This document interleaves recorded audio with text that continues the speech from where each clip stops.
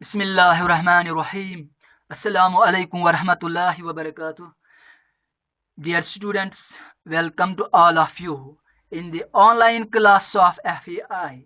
Today we will discuss some numerical problems of the chapter sound, and it will be the lecture number 15 of this chapter.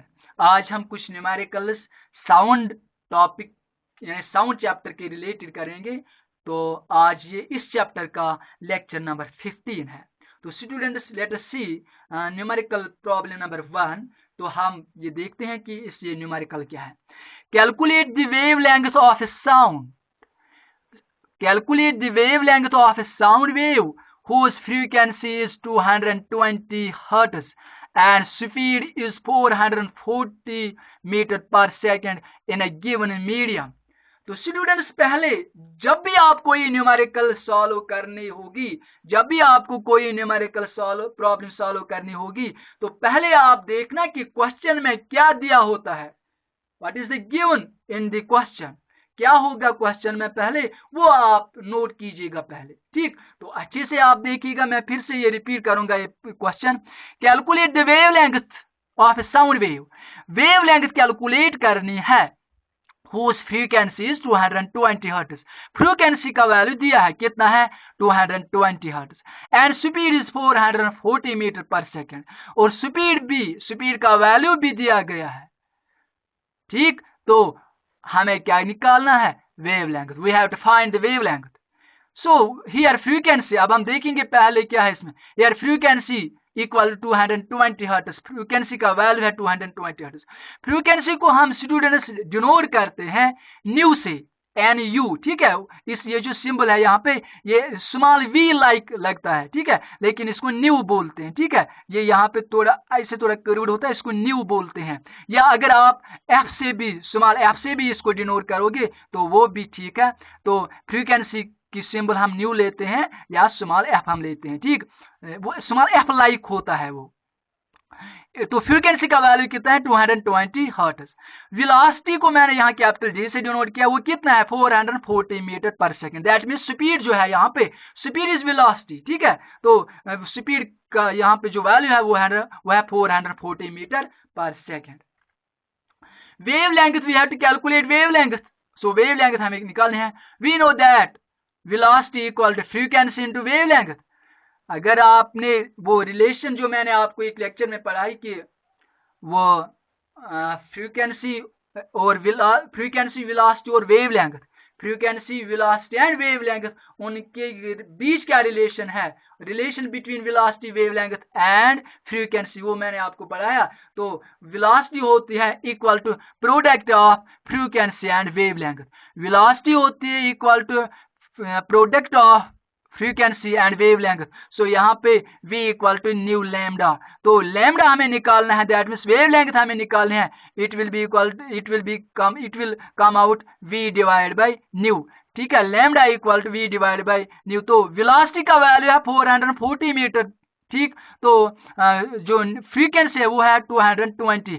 जब आप 220 से 440 को divide करोगे, you will get 2। So lambda equal to 2m। m represents SI unit of wavelength.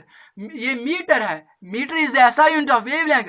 Wavelength भी distance ही होती है, wavelength भी लेंथ ही होती है, इसीलिए इसका यूनिट भी मीटर है। जैसे लेंथ का यूनिट क्या है, मीटर, या डिस्टेंस का यूनिट क्या है, मीटर। तो इसीलिए वेवलेंथ भी मीटर, यानी वेवलेंथ भी डिस्टेंस ही होती है या लेंथ ही वो होती है, इसीलिए इसका यूनिट हमने मीटर लिया। सो lambda, that means wavelength equal to 2 meter. Now second question.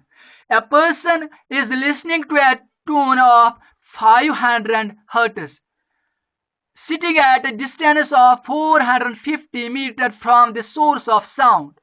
What is the time interval between the successive compressions from the source? तो देखिए क्वेश्चन क्या पूछ रहा है। A person is listening to a tune of 500 Hz. HZ किसका unit है, hertz किसका unit है, फ्रीक्वेंसी का। तो फ्रीक्वेंसी का वैल्यू दिया है, कितना है फ्रीक्वेंसी का वैल्यू, 500।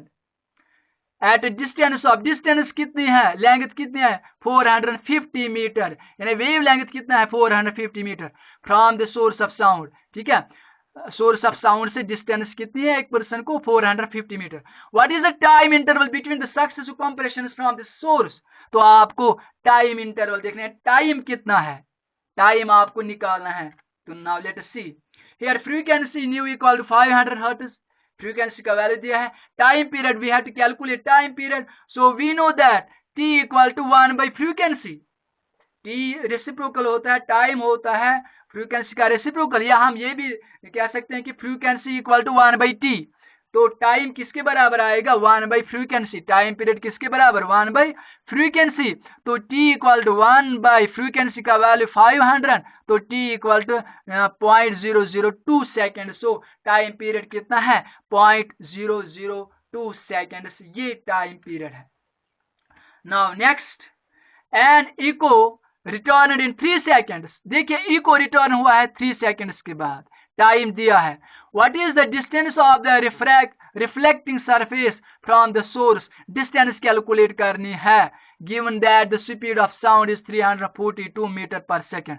तो स्पीड ऑफ साउंड कितना है 342 metre per second. Now we know that speed या वेलोसिटी ऑफ साउंड कितनी है 342 मीटर पर सेकेंड, ये दिया है इसमें। Time taken from hearing the echo equal to 3 seconds, time कितना है 3 सेकेंड्स है time. Let the distance of reflecting surface be x, हम डिस्टेंस रखेंगे x मीटर। ठीक है, तो let the distance of reflecting sound, ये जो साउंड रिफ्लेक्ट होता है हम डिस्टेंस रखेंगे x metre. In going and coming sound has travelled 2x metres, तो हमने डिस्टेंस रिफ्लेक्टिंग साउंड की जो डिस्टेंस वो कितने हमने रखी x। ठीक है, लेकिन ये रिफ्लेक्टिंग साउंड की है, रिफ्लेक्टिंग साउंड की डिस्टेंस हमने कितनी रखी x रखी। लेकिन जब सोर्स ऑफ साउंड से साउंड निकलता है तो उस वक्त वो जो डिस्टेंस करता है वो हमने x रखा, या जब साउंड रिफ्लेक्ट होता है वो हमने x रखा। ठीक है, जब साउंड रिफ्लेक्ट हो जाएगा किसी ऑब्जेक्ट से, फॉर एग्जाम्पल पहले कोई ऑब्जेक्ट साउंड प्रोड्यूस करेगा, जब वो किसी दीवार के साथ किसी ऑब्जेक्ट के साथ फिर टकराएगा वो रिफ्लेक्ट हो जाएगा। हमने रिफ्लेक्टिंग डिस्टेंस, रिफ्लेक्टिंग जो डिस्टेंस है रिफ्लेक्टिंग सरफेस से जो डिस्टेंस हमने x रखी, लेकिन जब साउंड प्रोड्यूस होता है साउंड प्रोड्यूसिंग बॉडी से, वो उस वक्त भी कुछ डिस्टेंस कवर करता है, वो भी x आएगा। तो टोटल कितनी डिस्टेंस बनेगी, in going and coming sound has travelled 2x metres. मैं फिर से ये रिपीट करना चाहता हूं, फॉर एग्जाम्पल कोई बॉडी है, इसने साउंड प्रोड्यूस किया, ठीक, ये साउंड किसी दीवार के साथ टकराकर वापस रिफ्लेक्ट हुआ, तो अगर x मीटर इसने डिस्टेंस कवर की, लेकिन in both coming and going total distance बनेगी ना 2x मीटर, टोटल डिस्टेंस कितनी बनेगी 2x metres. So in going and coming sound has travelled 2x metres distance. We know that speed किसके बराबर है distance divided by time, तो we have to calculate distance, so distance equal to speed into time, distance किसके बराबर speed into speed किसके बराबर distance divided by time, तो हमें distance निकालनी है, it will be come out speed into time। so distance अभी आपने देखी वो है 2x मीटर, speed का वैल्यू 342, टाइम है 3, तो 2x इक्वल टू जब 342 को मल्टीप्लाई आप करोगे 3 से you will get 1026, 3 2 6, 3 4 12, 3 3 9 10, ठीक है 1026, तो x किसके बराबर आएगा 1026 डिवाइडेड 2, यहाँ पे डिवाइड हो जाएगा, तो इसको जब आप डिवाइड करोगे 1026 को 2 से जब आप डिवाइड करोगे यू विल गेट 513 मीटर, तो डिस्टेंस तो इतनी बनेगी इस रिफ्लेक्टिंग सरफेस से, वो है 513 मीटर।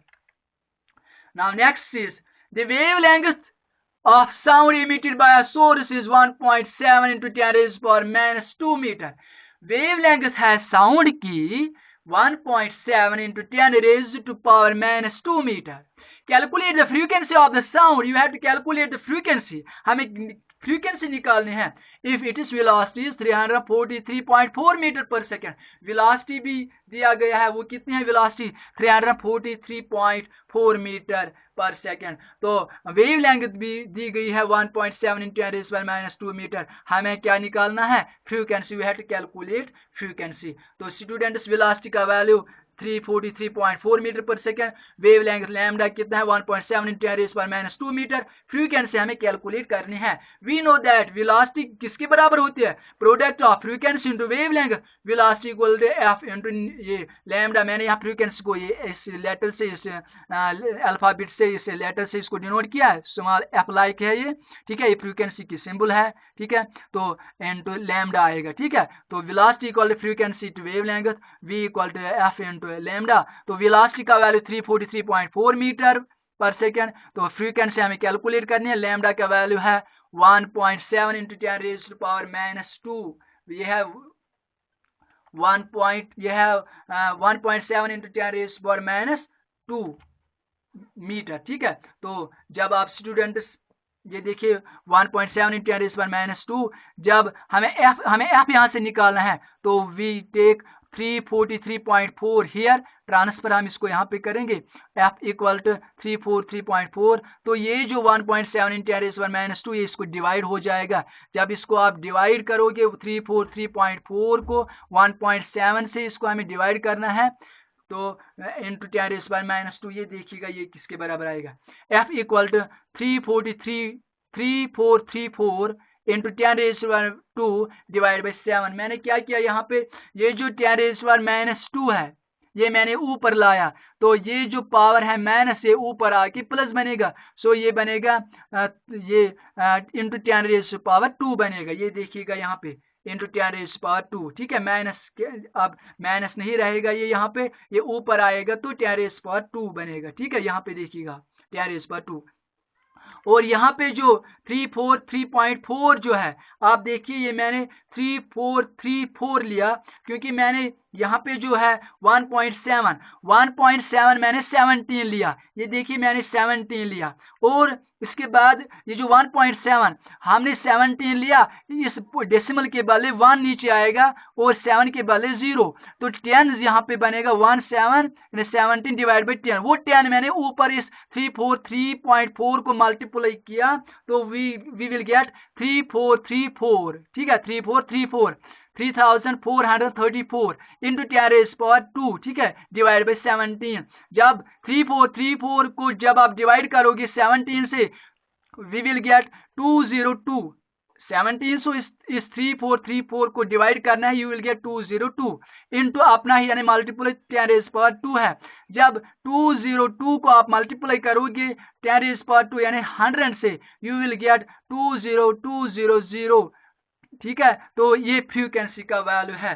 तो इस तरह से हमने फ्रीक्वेंसी कैलकुलेट किया है। तो अगर आप ऐसे भी यहाँ पे रखोगे 202 यानी 202 इंटू 10⁻² हर्ट्ज, ये भी ठीक है। अगर आप मल्टीप्लाई करोगे तो you will gate 20200 Hz hertz, तो ये फ्रीक्वेंसी हमने कैलकुलेट किया है। तो आई होप कि स्टूडेंट्स आपको ये अच्छे से समझ में आया होगा। अगर आपको इस टॉपिक में कोई भी प्रॉब्लम हो तो आप मेरे साथ कॉन्टैक्ट कीजिएगा।